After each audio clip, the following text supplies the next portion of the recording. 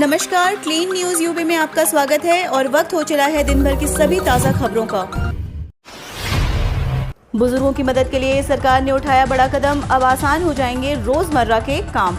देश के वरिष्ठ नागरिकों के रोजमर्रा के काम अब आसान हो जाएंगे। केंद्र सरकार ने इस दिशा में बड़ा कदम उठाया है। सरकार ने बुजुर्ग व्यक्तियों के लिए SAGE कार्यक्रम और SAGE पोर्टल को वर्चुअल तरीके से लॉन्च किया है। SAGE पोर्टल भरोसेमंद स्टार्टअप के जरिए बुजुर्गों की देखभाल में इस्तेमाल होने वाले उत्पादों और सेवाओं को प्रदान करने वाला वन स्टॉप एक्सेस होगा। यह पोर्टल आज से आवेदनों के लिए खुलेगा। उत्तर प्रदेश में जुलाई से खुलेगा देश का पहला वर्चुअल मॉल। उत्तर प्रदेश में जुलाई से देश का पहला वर्चुअल मॉल खुलने जा रहा है। फिक्की के प्लेटफॉर्म को वर्चुअल मॉल के लिए इस्तेमाल किया जाएगा। इसमें 1000 दुकानें एक बार में नजर आएंगी। यह वर्चुअल मॉल ऑनलाइन कारोबार का ऐसा प्लेटफॉर्म होगा जहां पर खरीदार और विक्रेता अपनी सुविधा से किसी भी समय कारोबारी से लेन देन कर सकेंगे। यूपी में रोज घट रहे संक्रमित केस, 1175 मिले नए पॉजिटिव, 136 लोगों ने तोड़ा दम। उत्तर प्रदेश में कोरोना वायरस संक्रमण के खिलाफ ट्रैक, टेस्ट और ट्रीट फॉर्मूला अपना असर दिखाने लगा है। इसी का परिणाम है कि प्रदेश में एक्टिव केस की संख्या दिन पर दिन कम होती जा रही है। प्रदेश में बीते 24 घंटे में 3.1 लाख लोगों की कोरोना जांच की गई, तो उसमें से 1175 लोग संक्रमित पाए गए। इस दौरान 136 लोगों की मौत भी हुई है। शुक्रवार को 3646 लोग संक्रमण से ठीक भी हुए हैं। अब राज्य में कोरोना के 22,877 संक्रमित मामले बचे हैं। अब पॉजिटिव रेट 0.4% रह गया है। सुरेश खन्ना के यूपी CM बनने की उड़ी अफवाह, मंत्री बोले घटिया शरारत। यूपी में सियासी गलियारों में फिर अफवाहें जोर पकड़ने लगी हैं। इस बार अफवाह चिकित्सा शिक्षा मंत्री सुरेश खन्ना को लेकर है कि वह यूपी के अगले CM होंगे। इनसे नाराज सुरेश खन्ना ने ट्वीट कर अफवाह उड़ाने वालों को चेतावनी दी है। उन्होंने कहा, मेरा नाम लेकर जो प्रचार किया जा रहा है यह बहुत घटिया शरारत है, इसको तत्काल बंद किया जाए। सुरेश खन्ना 1 जून को प्रदेश भर में शुरू किए गए वृहद टीकाकरण कार्यक्रम के निरीक्षण के बाद दिल्ली गए थे। वहां वह नागरिक उड्डयन मंत्री हरदीप पुरी और श्रम मंत्री संतोष गंगवार से मिले। सुरेश खन्ना यूपी से राज्यसभा सांसद हरदीप पुरी के प्रस्तावक रहे हैं। इस वजह से उनसे मुलाकात कर चर्चा करते रहते हैं। बिहार और उत्तर प्रदेश के लोगों के लिए शुरू हुई ये विशेष ट्रेनें।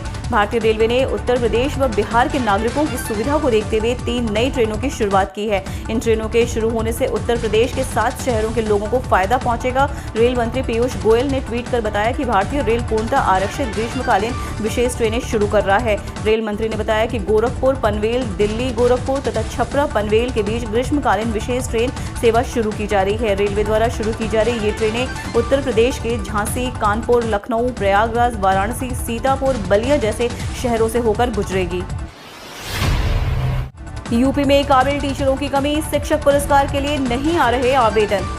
किसी ने कोई अच्छा काम किया है तो उसे पुरस्कृत किया जाता है। पुरस्कार इसलिए भी दिए जाते हैं कि दूसरे भी उससे प्रेरित हों और अच्छा काम करें, लेकिन लेने वाले ही तैयार ना हो तो सवाल खड़े होते हैं। इस साल उत्तर प्रदेश राज्य शिक्षक सम्मान की चयन प्रक्रिया की शुरुआत ही ऐसे सवालों से घिर गई है। दरअसल सरकार ने प्रदेश भर से शिक्षकों को इसके लिए आवेदन मांगे हैं, लेकिन शिक्षक आवेदन ही नहीं कर रहे हैं। बेसिक शिक्षा विभाग की ओर से 16 मई को पत्र जारी करके शिक्षकों से ऑनलाइन आवेदन मांगे गए थे। 24 मई तक 30 जिले तो ऐसे थे जहाँ एक भी आवेदन नहीं आया। बाकी जिलों में से 1 या 2 आवेदन ही आए। सिर्फ 4 जिले ही ऐसे हैं जहां से 3 आवेदन आए। सभी जिलों से कुल 70 आवेदन आए हैं।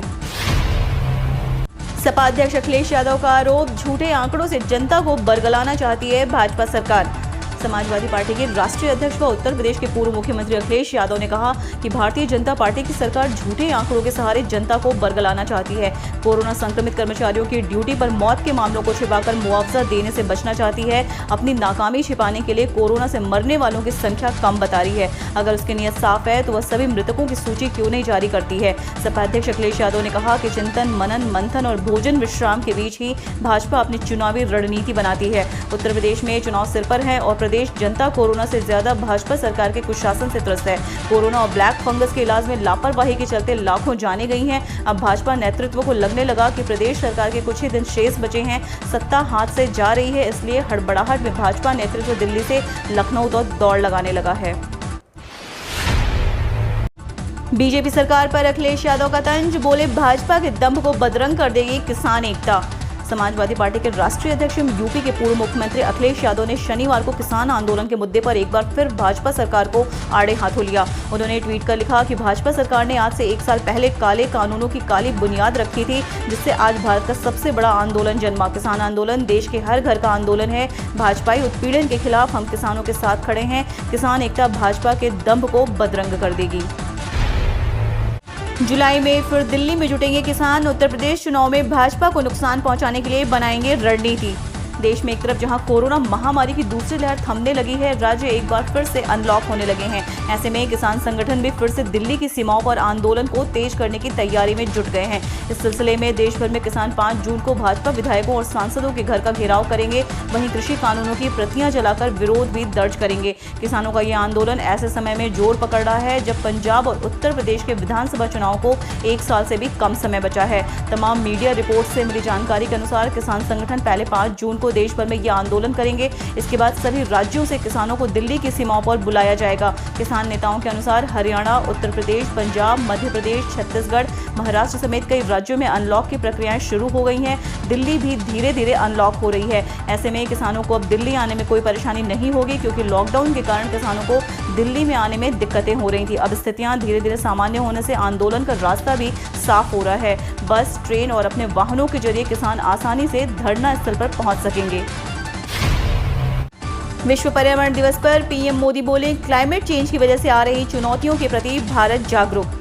पीएम मोदी ने आज वीडियो कॉन्फ्रेंसिंग के जरिए विश्व पर्यावरण दिवस पर आयोजित कार्यक्रम में E100 पायलट परियोजना का शुभारंभ किया। साथ ही साल 2020-25 के लिए भारत में एथेनॉल मिश्रण की कार्ययोजना पर विशेषज्ञ समिति की रिपोर्ट का अनावरण भी किया। पीएम मोदी ने कहा कि आज विश्व पर्यावरण दिवस के अवसर पर भारत ने एक और बड़ा कदम उठाया है। इथेनॉल सेक्टर के विकास के लिए एक विस्तृत रोड मैप अभी जारी हुआ है। देश भर में इथेनॉल के उत्पादन और वितरण से जुड़ी महत्वाकांक्षी E100 पायलट प्रोजेक्ट भी पुणे में लॉन्च किया गया है। हम रोज ऐसी ही न्यूज़ लाते रहेंगे। यदि आपने अभी तक क्लीन न्यूज़ यूपी को सब्सक्राइब नहीं किया है तो फटाफट सब्सक्राइब कर ले। साथ ही बेल आइकन को दबा दें ताकि कोई भी अपडेट मिस ना हो।